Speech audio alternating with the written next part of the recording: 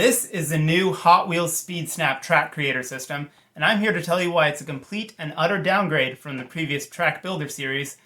In short, it's not really worth your time or money. So what do you get in the Speed Snap straight track pack? You get 2 pieces of straight track and 1 piece of flexible straight track. You also get 2 adapters, which let you connect it to your existing track builder stuff. So that's a nice gesture, I guess, except that you know the moment that they revise this packaging in the next couple years, they're going to eliminate those adapters as a cost-cutting measure to save a couple pennies on the production. So get those while you can, because I don't think they're going to be around very long. I would unbox it with the unboxing hammer, but it's so terrible it's not even worthy of it, so let's just tear it open. And come on. There you go. So track and adapters somewhere in here. So right away you'll notice that you actually get less track because there's only 3 pieces instead of the 4 pieces in here. So immediate downgrade there. These are very flexible. They're pretty thin, kind of lower sidewalls there.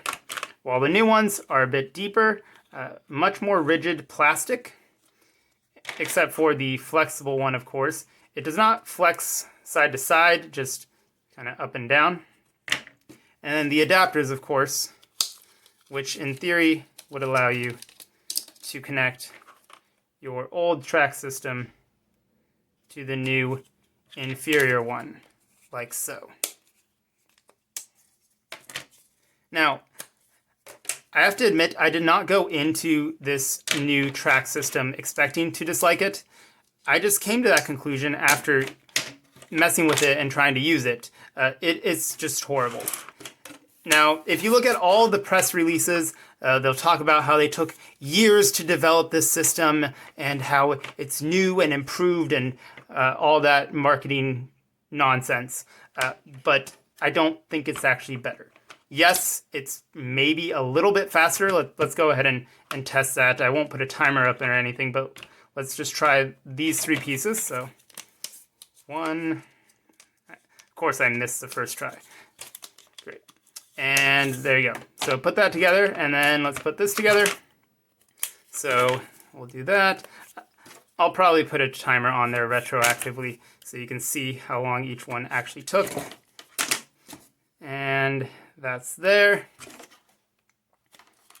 Okay, so again, is that really a fair comparison? Because it's 1 more piece of track compared to that one, which has only 3. So maybe we actually should stop the timer at just 3 pieces.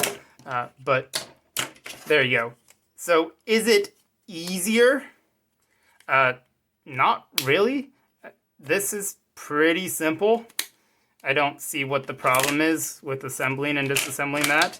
This, you have to kind of give it like a twist, and it feels like it's going to break every time. It's really not satisfying. But I actually tried to test this with kind of like a gravity drop situation. So I'll put a little video here, insert that you can watch. We have the original track on the left side there. So as you can see, it flexes very easily. So you can use it for gravity drops and things like that. Whereas on the right, I tried to put together this new track, and it immediately just starts falling apart at the bottom where it converts from the flexible track to the straight track. Now, one might argue, oh, well, that's because you're supposed to use only the flexible track on the gravity drops, which they actually have a set that does that. It's kind of your classic G-Force style thing, but new and improved, with an emphasis on not improved. So there is one. I'll throw a picture of that up there. And so you could yell at me and say, well, you're doing it wrong. You have to have more of the flexible pieces. But my argument to that would be, you have just created a problem that didn't exist before. So yes, I guess buying more of these would be the solution to the problem that you have created by making an inferior type of track. Again, I did not go into this expecting to dislike it. I'm sure that the market testing or whatever said that it's easier. But here's the thing that I don't understand is, why do all the Hot Wheels sets say adult assembly required? Seriously? Like, this is 4 and up. This is now 3 and up, so I guess it's for younger audiences. But Lego expects 4-year-olds to make this. So if a 4-year-old can make a Lego thing with over 100 pieces, why can't they assemble a simple Hot Wheels set, huh? Are the kids that play with Hot Wheels just not as intelligent as the kids that play with Lego? I find that hard to believe. I feel like they should be equally intelligent, right? And so the claim that they're easier to assemble, like, maybe make better instructions, right? Hot Wheels instructions are cheap pieces of paper, black and white, single page kind of fold out things. Maybe if you made better instructions, people could assemble it more easily. What about that, right? Lego is very good at doing their instructions to the point where it's almost unnecessarily detailed. Like, this is a waste of paper, right? So maybe don't go that far. But Hot Wheels could have made their instructions easier to follow instead of just making everything snap together with these cheap pieces. Which brings me to another reason that I think that this is terrible, because the reason that this exists, I don't think the reason this exists is because there was kids complaining about assembling their Hot Wheel sets. Maybe there was a couple here and there, or parents being like, my kid doesn't know how to whatever. Anyway, I think that the real reason that Mattel did this is so they can get rid of all of the 3D printed parts that exist now, right? If you go on eBay and you type in Hot Wheels track, you'll get hundreds and hundreds of results for knockoff Hot Wheels track adapters, connectors, and just a bunch of things that are not official Hot Wheels Mattel stuff, but that work with or compatible.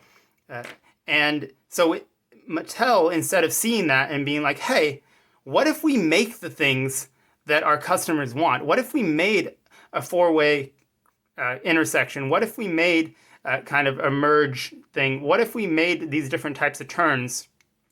Instead of seeing that and deciding that they should produce their own, because they definitely could, right? They have massive production capacity. They could very easily just duplicate some of those 3D printed items or make variations of them and sell them at a much lower cost than these people who are 3D printing them kind of on their own, right? But no, instead of doing that, they devise a completely different system that is wholly incompatible with everything that has come before it. So I think that's the real reason they came up with this, right? It's kind of the same reason that Nerf made their new N1 dart, which is supposed to be better. But the real reason they made it is because everyone kept ripping off the original Nerf dart, and they weren't making money off of selling their Nerf darts. And so they made their own proprietary thing. This is the same situation. All right, sorry. I'm losing my train or car. I'm losing my car of thought. Is that a thing? It is a thing now. And so the one redeeming quality to this would have been if the system was completely universal, right? I could have seen a situation where if this joint was the only thing that connected every single piece, right? On turns, loops, everything, if every single track piece used this connection system, then I could have seen a point to switch to this, right? Because if we look at our old turns, right? Here is the original kind of track builder style turns that have been around since the 90s. You put them together. Yes, it's a little clumsy, but you get the hang of it, and then it goes together rather well, and you have your 180-degree turn. This is a newer turn. It actually is still from the track builder system, but you can see the beginnings of this speed snap style system. you can see how it snaps in very easily like that, and you have a turn. So this, I feel like it was kind of the predecessor to that. Right? It snaps together, but they aren't interchangeable. So I cannot just attach these. Which is a shame. So if the speed snap system had used some sort of universal connector for everything, like turns, but it doesn't. I looked at multiple track sets when I went to the store the other day, and all the turns still use proprietary different styles of connectors.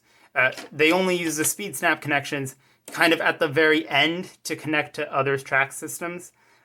So it's not even consistent of a system within itself.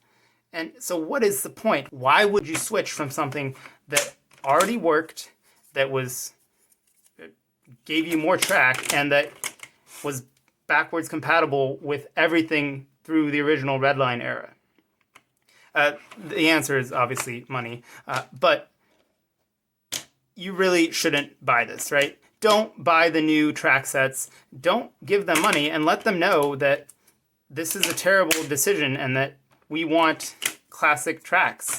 I think I've said just about everything I wanted to say here. There's probably a couple things that I didn't think of, but if there's something that you have to say about this new system, again, I don't think that the other stuff is that hard to assemble or disassemble.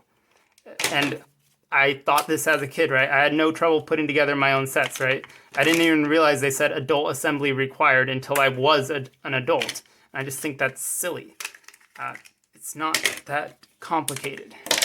So let me know your thoughts about this new speed snap system. Obviously, I'm not a big fan, but I'd like to hear what you have to say. And I'll see you next time on Board Games, Bricks, and Hobbies. Take care.